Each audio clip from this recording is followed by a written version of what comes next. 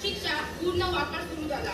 पूर्ण वापर करीत असताना त्याच्यातील सूक्ष्म कण हवेच्या संपर्कात येऊन त्याच्यातील रासायनिक प्रक्रिया होऊ लागली.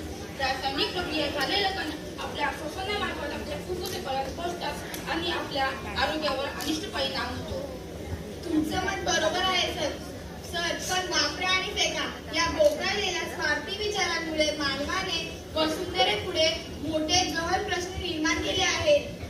अरे हो की, खरंच की मॅडम, आम्ही किती बेजबाबदार आहोत ते आम्हाला या चर्चेमुळे लक्षात येत आहे.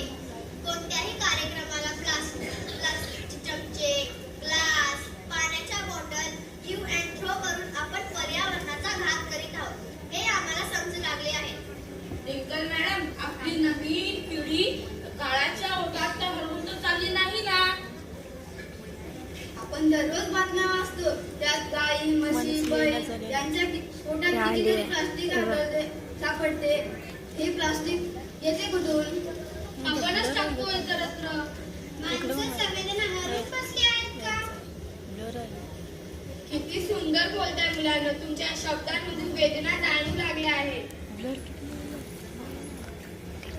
21व्या शतकामध्ये जेवढी प्रगती आपण केली आहे तेवढेच आपण अधोगतीकडे चाललो आहोत. सरकार जेव्हा बंदी घालू तेव्हा घालू, पण याची सुरुवात आपण स्वतःपासून केली पाहिजे.